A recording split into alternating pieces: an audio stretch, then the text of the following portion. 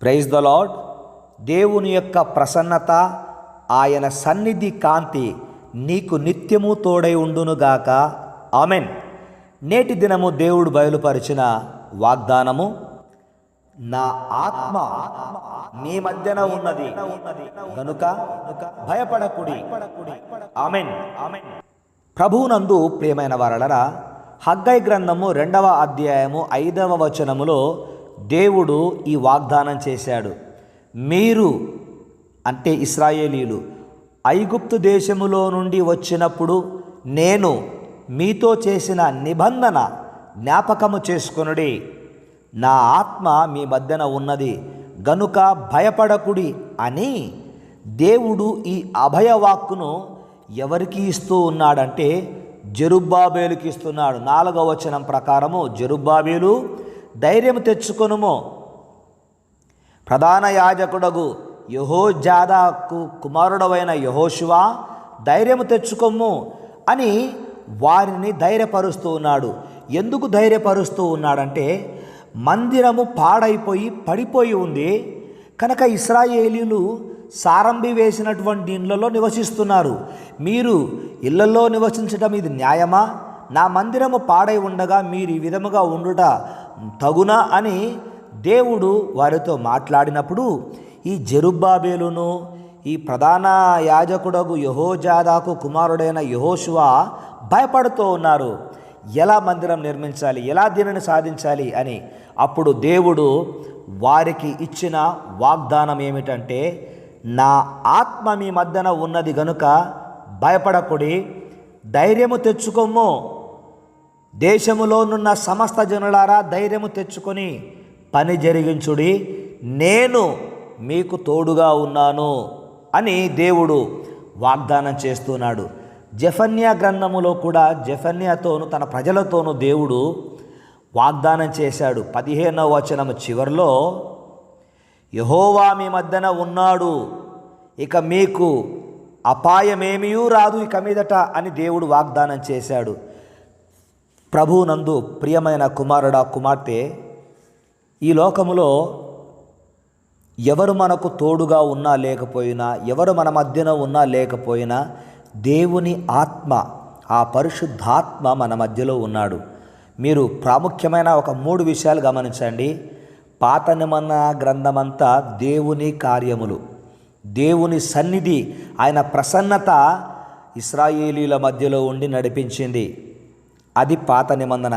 క్రొత్త నిబంధన కాలములో ఆ దేవుడే మానవుడుగా యేసుక్రీస్తు రూపములో పుట్టి ఆయన మన మధ్యలో నివసించాడు. ఇది క్రొత్త నిబంధన గ్రంథము. పాత నిబంధన గ్రంథములో తండ్రి కార్యము, క్రొత్త నిబంధన గ్రంథములో కుమారుని కార్యము. ఇక అపోస్తలుల నాటి కాలములో పరిశుద్ధాత్మ కార్యము నాట నుండి నేటి వరకు, అనగా ఆ పెంతెకోస్తు పండుగ నాటి నుండి నేటి వరకు కూడా దేవుని ఆత్మ మన మధ్యలో ఉండి మనలను బలపరుస్తూ ఉన్నాడు. పేతురు గారు ప్రసంగము చేసినప్పుడు పెంతెకోస్తు పండుగ నాడు 3000 మంది బాప్తిస్మం పొందారు. అంటే పేతురు గారు ప్రసంగము చేస్తున్నప్పుడు దేవుని ఆత్మ వారి మధ్యలో ఉంది గనక వారు రక్షించబడ్డారు. అంతకుముందు భయపడుతూ బ్రతికేవారు బాప్తిస్మం పొందిన తర్వాత, దేవుని ఆత్మాభిషేకం పొందిన తర్వాత వారిలోని భయము పోయి వారు దేవుని కొరకు గొప్ప కార్యములను పూనుకొన్నారు, గొప్ప కార్యములు చేశారు. సంఘ అభివృద్ధి కొరకు వారు ఎంతగానో ప్రయాసపడ్డారు. గనక ఈరోజు నా ప్రియ కుమారుడా, కుమార్తె, దేవుని ఆత్మ నీతో ఉంది, నీలో ఉంది, నీ వెంట ఉంది. ఆయన ఉన్నాడు గనుక నీవు దేనికి భయపడవలసిన అవసరము లేకుండా ఏ పనిని పూనుకొన్నవో ఆ పని జరిగించడములో దేవుడే తన ఆత్మ ద్వారా నిన్ను బలపరిచి తన బలమైన కార్యముల కొరకు వాడుకొనుడు గాక.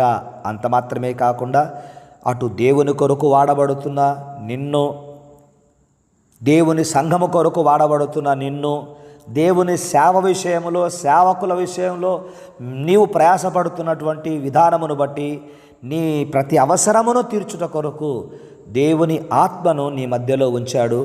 నీవు భయపడకుండా ధైర్యముగా నీవు జీవించవలసినటువంటి దినములు దేవుడు నీకు ఇస్తూ ఉన్నాడు. గనుక నా ఆత్మ మీ మధ్యన ఉన్నది గనుక భయపడకుడి. పరిశుద్ధాత్మ దేవుడు సమస్తమును ఎరిగినవాడు. ఆయన సమస్తమును ఎరిగినవాడు. ఆయనకు సమస్తము తేటగా కనబడుతోంది. ఆయన సర్వంతర్యామి. గనక నీవు ఏ దేశములో ఉన్నా, ఏ రాష్ట్రంలో ఉన్నా, దేవుని ఆత్మ నీపైన ఉన్నాడు. దేవుని ఆత్మ నడిపింపు నీకు తోడుగా ఉంది గనక నీవు ఇక మీదట దేనికి భయపడవలసిన అవసరము లేదు. ఎందుకంటే దేవుడే వాగ్దానం చేస్తున్నాడు.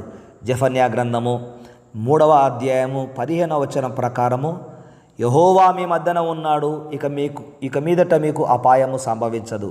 హగ్గై గ్రంథం 2వ అధ్యాయం 5వ వచనములు అంటున్నాడు, నా ఆత్మ మీ మధ్యన ఉన్నది గనుక భయపడకుడి అని అభయవాక్కునిస్తున్నాడు. దేవుడు ఇట్టి కృపలో నిన్ను నడిపించునుగాక. ఆమెన్. ప్రార్థన. దయగల మా తండ్రి, మీరిచ్చిన వాగ్దానమును బట్టి కృతజ్ఞతాస్తుతి స్తోత్రాలు చెల్లిస్తూ, మీ ఆత్మను మా మధ్యలో ఉంచినందుకు, మమ్ములను బలపరిచినందుకు, అభయమిచ్చినందుకు మీకు కృతజ్ఞతలు చెల్లిస్తూ యేసు నామమున పొంది ఉన్నాము తండ్రి. Amen. May God bless you.